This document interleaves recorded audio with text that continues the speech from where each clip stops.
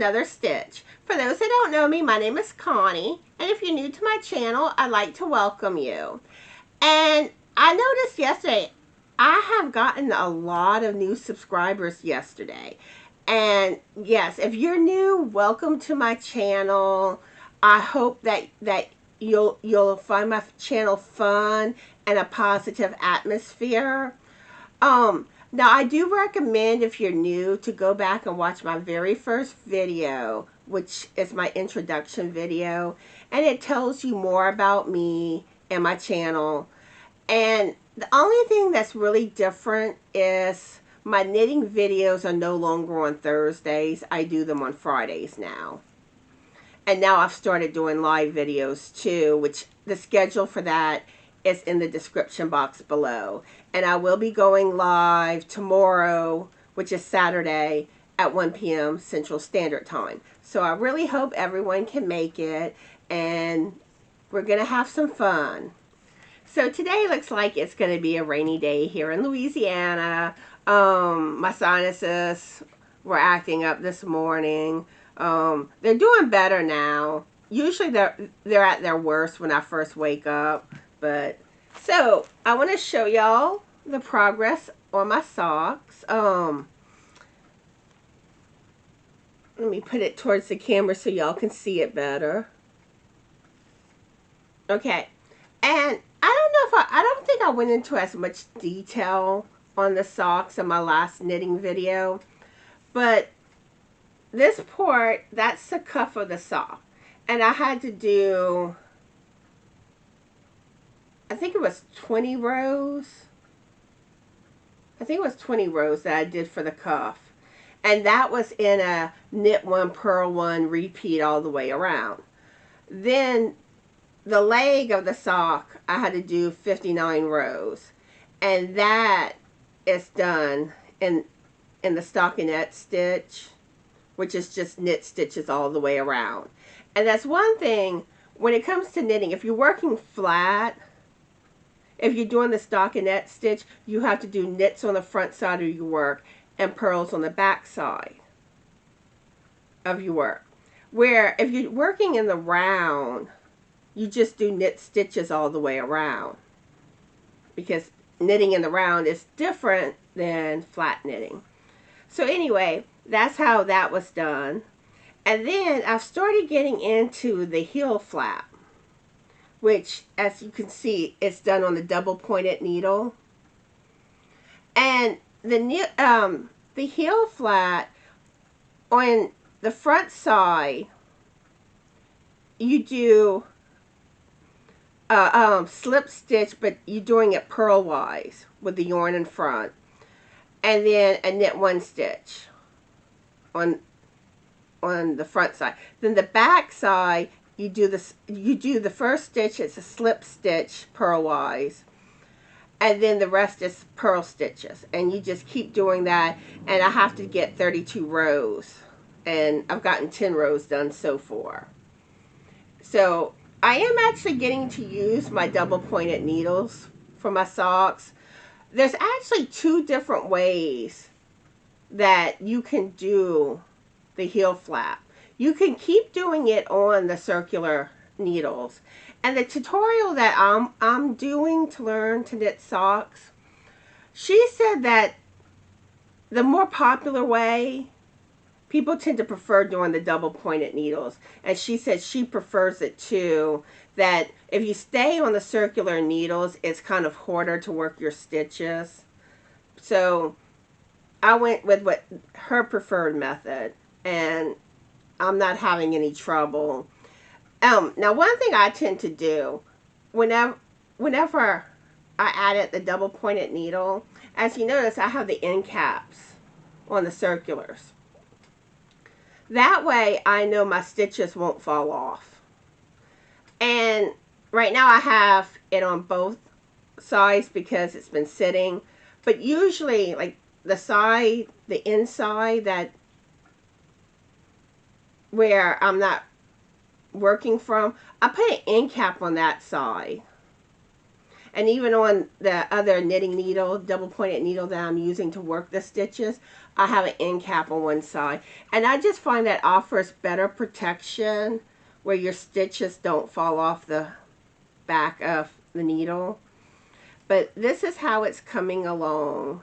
And I'm loving how it's looking. And I really love this yarn. And Crystal did such a good job dyeing this yarn for me. And I just think the yarn is beautiful. But that's the progress on my socks.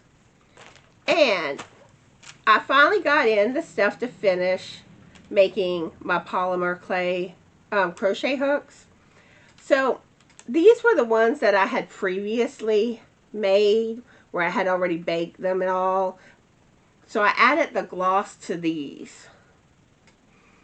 And these hooks, I don't find that I smoothed the clay out as good as I would have liked to. But that's what these look like. And I'm going to show you the ones that I put baking yesterday. And today I'm working on putting the gloss on them. So I'm going to show you the one that I will be including in my next giveaway. And speaking of giveaway, my next giveaway, I should either be posting it sometime tomorrow, Saturday, or on Sunday. I'm hoping I can get it up tomorrow, but I'm also going live tomorrow, so I don't know for sure if I'll get it up on Saturday. But be expecting it. It's gonna be posted by the end of day Sunday at the very least. And this is the crochet hook that I plan to include in that giveaway. It's blue and yellow. And aren't those colors just beautiful? And the funny thing is, I think this hook is the one that came out the best out of the ones that I made yesterday. So that hook will be included in my giveaway that I will be posting. And these are the other ones that I worked on yesterday. Where this one is a black, gray, and red one. Now, the gray doesn't show us in a lot of areas on this hook, but this is one that I did. And then I did one in pink, purple, and green.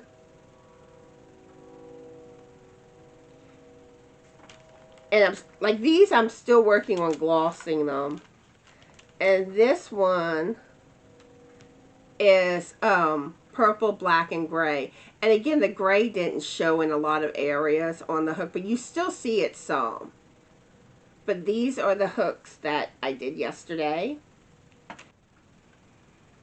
So today, I'm going to share with y'all a story from my childhood. And if you have any stories from your childhood that you would like to share with me, go ahead and put them in the comments below. And, well, whenever I was a little girl, we had a lot of stores that was close by in walking distance from our house. And my mom didn't drive, so she was constantly walking to the store. And she would do this with getting groceries too. And a lot of times when she got groceries, she would have us kids come with her so we could help carry bags. And anytime we would go to the store, she tended to get us a candy. So it was the little fun treat you got for when you went to the store. So one day I get some gum, and I never saw my mom pay for it. So in my head, I thought she didn't pay for it, that she was going to get into trouble for not paying for something. So we go to leave the store, and I just bust out crying. And my mom can't figure out what was going on. And then the lady that was the cashier, who my mom was friends with her, and she was kind of like an indirect relative because she was my mom's sister's husband's sister. So she's trying to find out what's going on too.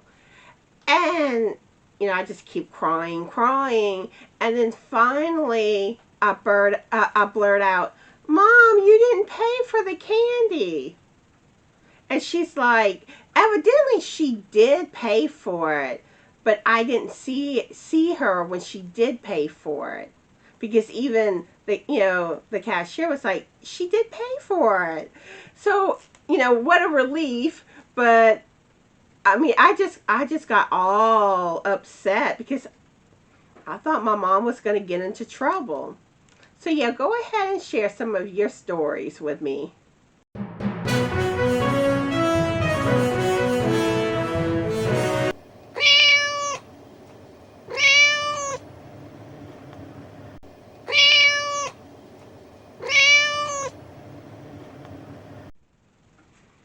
In cat news today.